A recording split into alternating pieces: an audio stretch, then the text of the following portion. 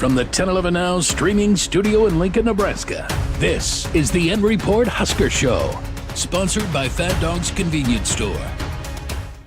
Hi, everyone. Bill Rentschler alongside Sports Director Kevin Sjuts in the 1011 Now streaming studio. Another edition of the N Report Husker Show, sponsored by Fat Dog's Convenience Store. Lots to talk about, Kevin. Husker basketball crown champions. You lose Bryce Williams, Shawan Gary are gone, but already it feels like the season just ended. 4 or 5 new players coming in. Spring football kind of halfway through. Husker games right around the corner. Baseball's in full swing. Softball's in full swing. It's Masters weekend. I knew you were going to go there. You're leaving something out that's fairly significant for Husker athletics. Okay, what am I missing? NCAA bowling championships. It's happening like today, right? Today and then tomorrow are semifinals and championships. Those finals will be broadcast on either ESPN or ESPN2. That's on Saturday evening. There we go. Nebraska has been number one on multiple occasions this season. They have a chance to win a natty. Do we lead Nebraska bowling? I mean, yeah, I think you have to. I mean, especially with a chance for a national championship, you can't sneeze at that, you know. It's been a minute since they've won a national championship. But it's been a few years. But the bowling program's pretty consistently been... Yeah, Paul Klimpa, he's a really good coach. He's got a good team. They feel like they can win a title. I don't know if you saw that the university even released last week before the NCAA tournament began a hype video. How many universities are pumping out hype videos for a bowling hype video? And Dylan Raiola made a cameo. Some of the former bowlers that have been All-Americans at Nebraska had a little message in there for the current team. Troy Dannon sent him a, hey, we believe in you. Can't wait to watch you. I would like to speak with Dylan Raiola's travel agent because that man seems to be everywhere. Between high school basketball, he's in Vegas for the Crown tournament. He's at the bowling matches.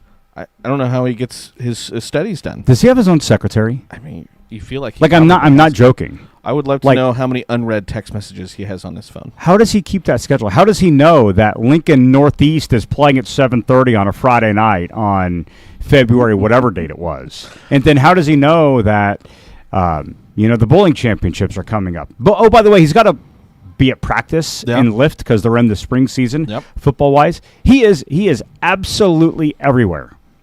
It's impressive. It's impressive to see the amount of miles he can kind of cover. And when does he get time to do his schoolwork? I don't know. Student athlete, right? I don't know. That's a great question. I do not know.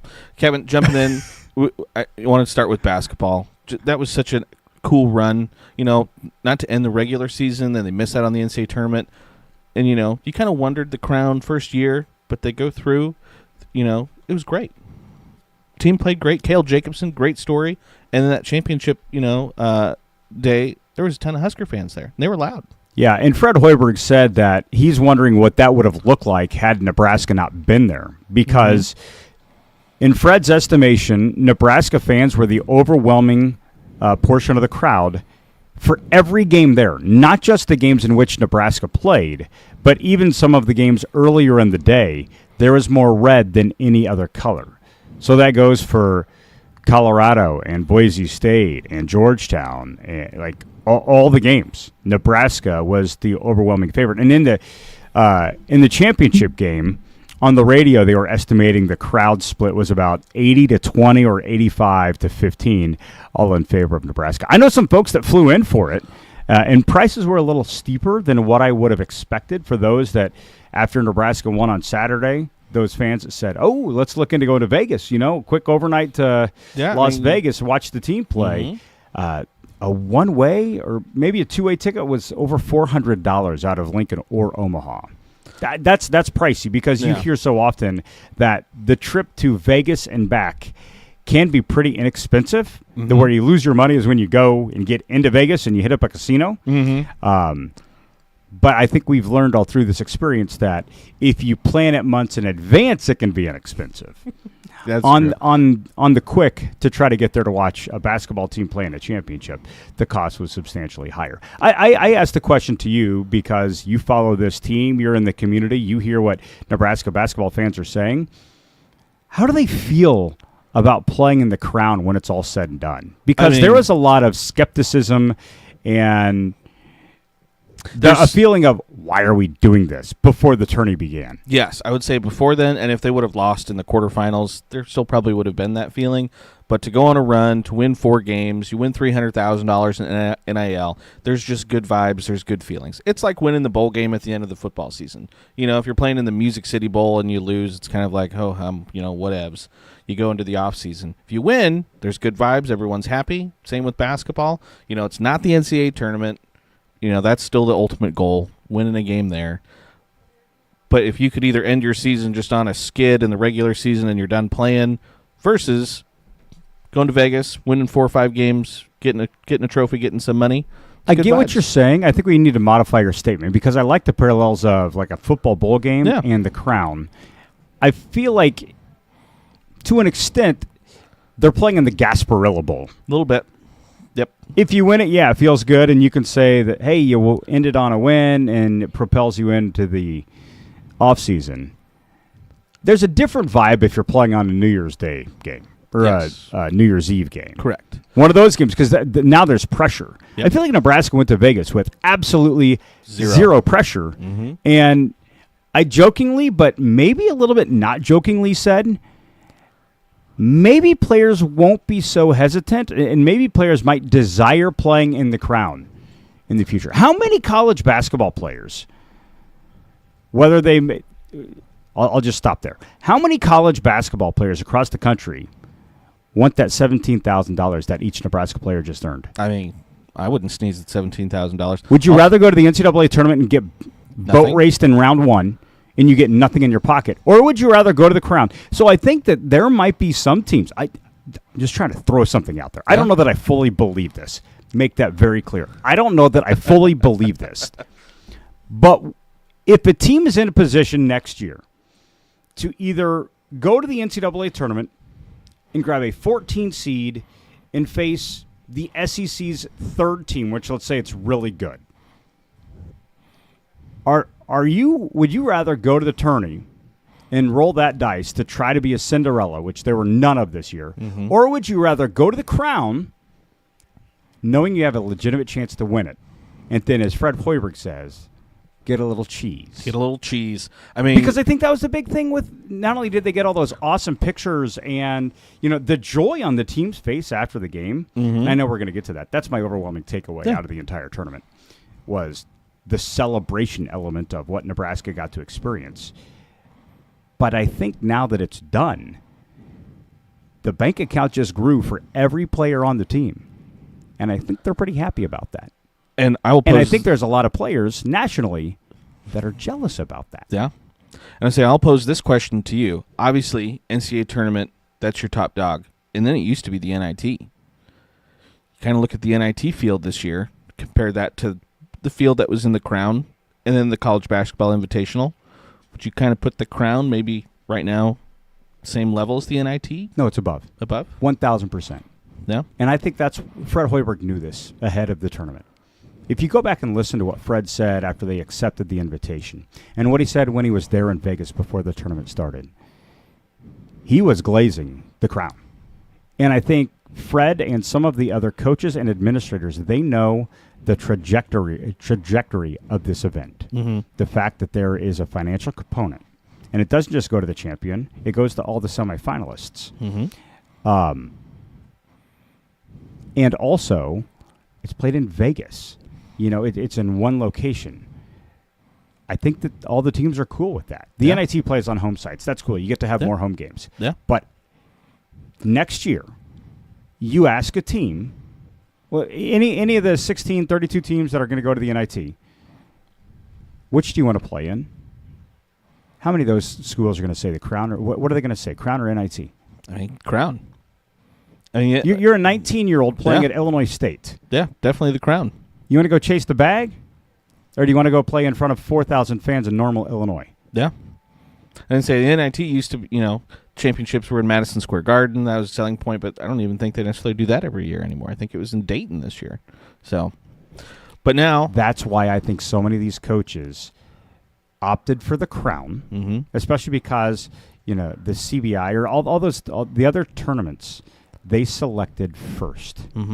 And so you could kind of deduce who was going to be in the crown. Now, there were some teams that just opted to not play in the postseason. Yeah.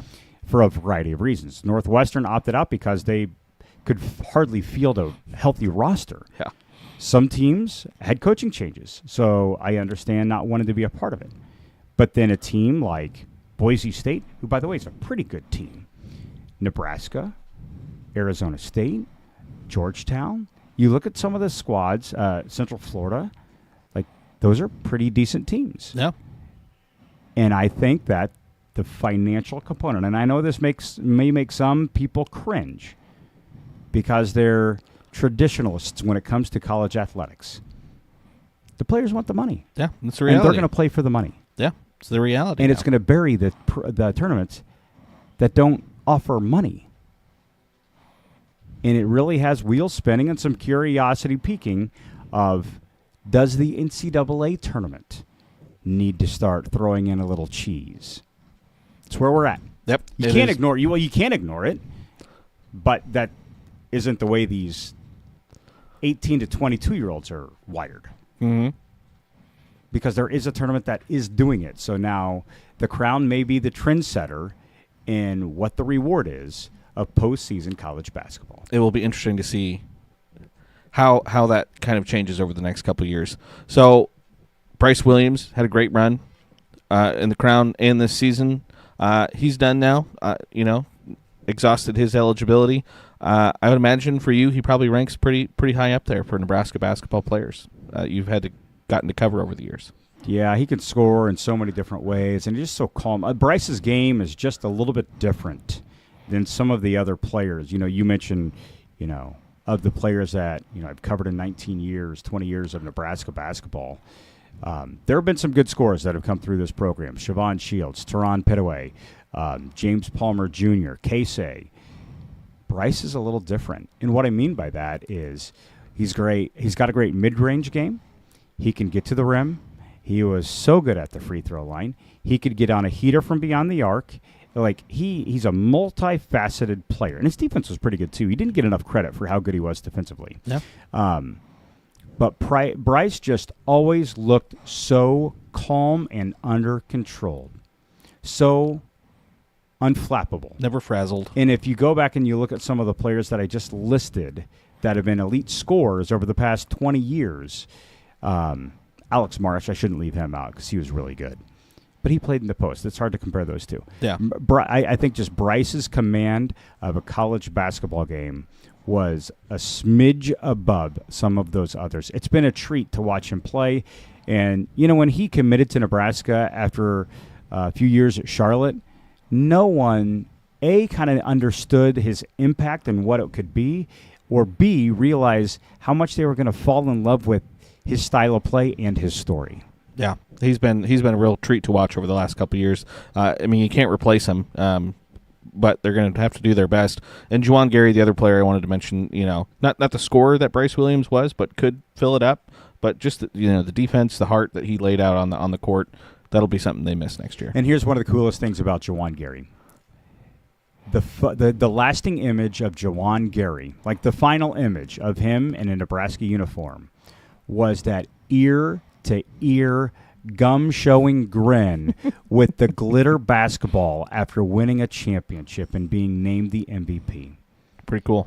That's pretty awesome from a guy who came here that was not familiar with the Midwest. He admits he's a Southern boy. He played at Alabama. Didn't really know much about Nebraska, but felt embraced from the second he got in this community. And he said that this will forever be his home. He feels like he's forever indebted to Fred Hoiberg and the way that this staff loved him up. That's the good stuff right there. And the way Juwan played the game, a grinder, didn't always fill up the stat sheet, but he would dive on the floor. He would hustle for rebounds. Like he was a blue-collar basketball player. And I think that's one of the endearing elements about Juwan Gary, and he's going to be forever beloved because of it. 100%. And so you lose those two players, but already they've signed, I think, 3, 4, 5 transfers. Price Sanford probably leads that group, transfer from Iowa.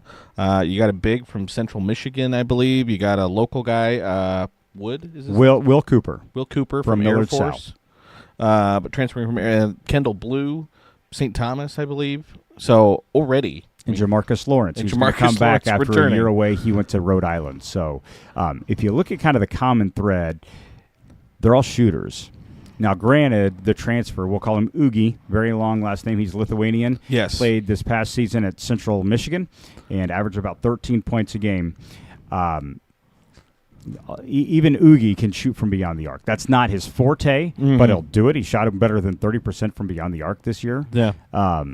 But these are all guys that are a threat to shoot from anywhere on the floor, and Nebraska just needs to replace some scoring. And all 5 of these guys tend to lean on the scoring side of everything. Price Sanford, you're right. That's the big one. He spent his freshman year at Iowa. He's from Waukee, so outside of Des Moines. He was Iowa's Mr. Basketball a few years ago. And Fred Hoiberg tells the story that when Price was younger, he and his brother actually attended the Fred Hoiberg basketball camp when he was the head coach at Iowa State. Yeah. And also you get Rink Mast back from injury, and then you have a couple freshmen that'll hopefully contribute. And then again, Cale Jacobson back. Yeah. Showed what he could do in the Crown Tournament, so it'll be really interesting to look ahead to next year's basketball season. Shifting gears, Kevin, football, about halfway through spring practice. Again, newcomers are there. Heard from Isaiah Hunter yesterday. He seemed like a pretty cool guy. Sounds like Dylan Raiola was the first person, not just from Nebraska, but from anywhere, to reach out to him as soon as he entered the portal. He called Dylan Raiola mini Patrick Mahomes. He's like, whoa, it's a great soundbite. We have it up on our social media platforms, and it's fantastic. I always love hearing from, when somebody transfers to Nebraska, you quick look up their bio, right? Mm-hmm. You read the articles, and you try to do your own research on them. But stats only tell just a smidgen of the story. It's so great, and I really appreciate that the Nebraska media team allows some of the newcomers, before they even play a game at Nebraska, to come step in front of the microphone and talk with reporters, because then we get to see the other side of it. So Isaiah Hunter, from California, played at California, bet on himself, entered the portal, didn't really know much about Nebraska outside of he watched the Nebraska-Colorado game from this past season, and he thought, wow, that's a fan base that really loves their team and loves their football. And he knew a little bit about Dylan Raiola. He gets a text from Dylan hitting him up in the portal. Sure enough, if you fast forward, 5 months, he's now in Lincoln catching passes from Dylan, and he's got a ton of personality. He's got a little bit of California swag to him. That's not an arrogant statement. It's just like he's just colorful and fun. And all of a sudden now, of course, you hope he has a good career at Nebraska, but now you have the personal side to it. Like, oh, he's a fun guy. Like, he's a fun guy. Like, let's talk to him more. We hope that he plays a prominent role, and he's going to win over some fans if he can catch some passes and contribute to this team. It looks like these receivers Nebraska really hit on in the offseason with Isaiah Hunter and Dane Key, and then the 2 freshmen, Cortez Mills and Isaiah Mosey, both early enrollees, both 4-star guys that are a part of Nebraska's 2025 signing class. They caught my eye in the couple of times we've been able to watch spring practice. Smooth on routes, excellent hands. It's just how well can they catch up to college football and the speed of it, and how quickly can they fully know Nebraska's playbook. That's going to take some time, but that's why April is so incredibly important, and that's why some of these guys come to campus before June. Mm-hmm. And so anything else kind of catch your eye in the last couple weeks, hearing from coaches, players outside of that wide receiver group? Well, I've been pretty offensive leaning, and Chase Madison, our coworker here at 1011, he's been a little bit defensive leaning. Okay. He's really liked the look of the defensive line. Yep. Obviously, you lose Ty Robinson, Nash Hupmaker, Jamari Butler. Chase has been overwhelmingly pretty pleased with the look and the movement of Nebraska up front defensively, which is something I feel like I should share in Chase's absence here. But, yeah, my focus has been a lot on the quarterbacks and the receivers, because we know the passing game is going to be a really big deal. Emmett is Emmett. Those are the words of Dana Holgerson, not me, but my eyes kind of confirm it as well. He looks confident. He looks smooth. But there is some concern about the depth at running back. And Quentin Ives has emerged as Nebraska's number two running back.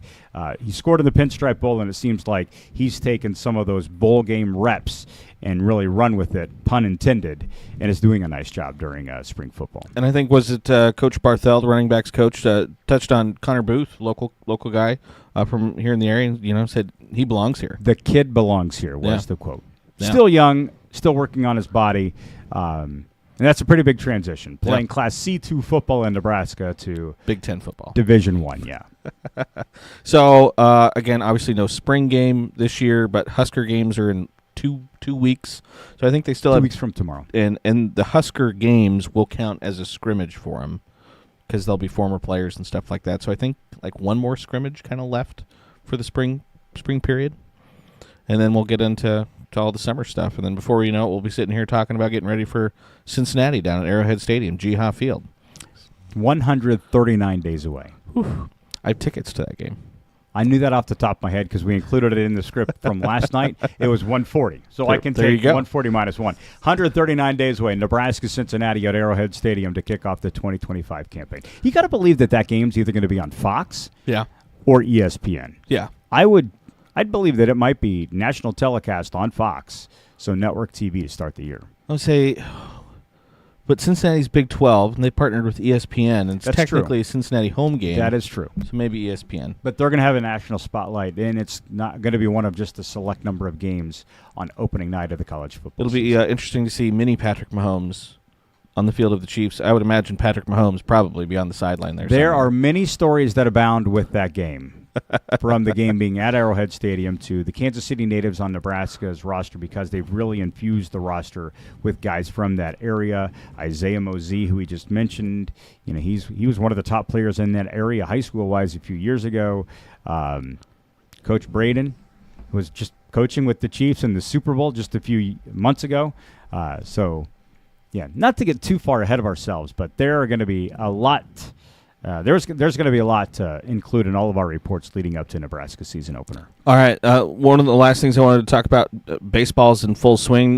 Will Bolt and his squad kind of scuffled a little bit first half of the season. They're sitting with a 15-18 record, 4-8 in the Big Ten Conference, but have put together a couple decent games here the last couple of weeks. Took a series against Oregon State, beat Kansas down in Lawrence just earlier this week.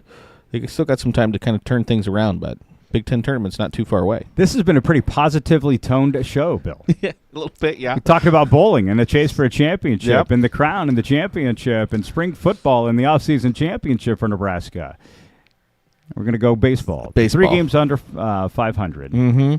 Play at Iowa this weekend. Mm-hmm. Nebraska right now needs to do some work if they want to have any chance of postseason play. Yeah.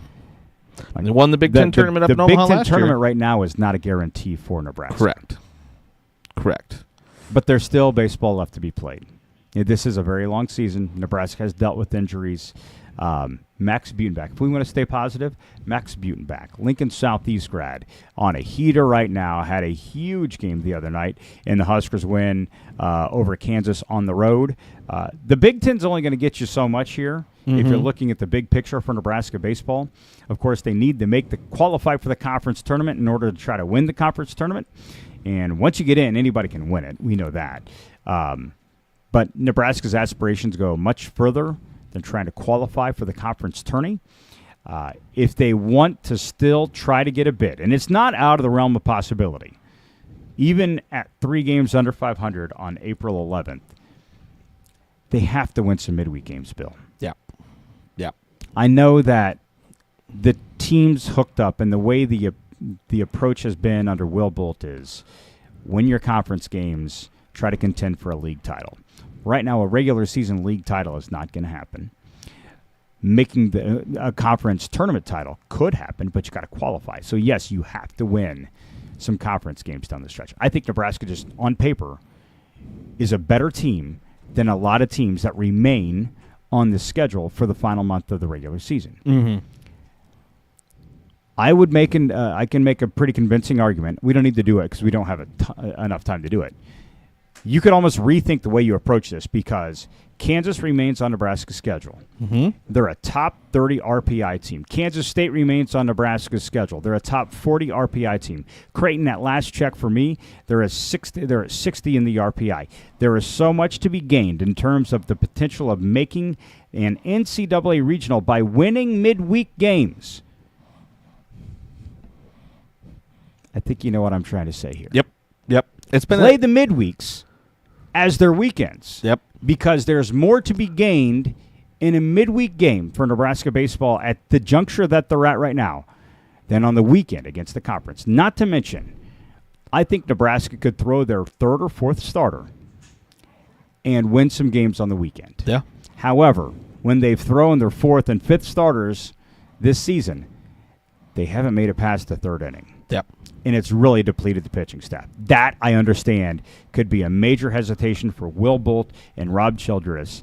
The lack of pitching depth has been one of the primary causes of Nebraska's 15 and 18 start. And it all traces back to Tucker Timmerman getting injured at the beginning of the season, and then also Mason McConaughey's injury, because you just took away a couple of your better arms, and it happened pretty early in the year. Is it top 12 that makes it to the Big Ten tournament? Top 8. Ooh, then yeah, they really got... Where are they on the standings? 14th, right? I believe, right now. And their series against Iowa, Iowa, I did not know this. Iowa's second in the conference right now.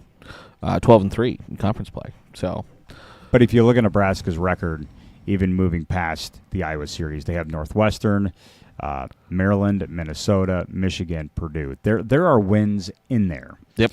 For Nebraska. I guess statistical evidence to kind of support what I'm saying here. Nebraska's ERA as a team right now is 5.80.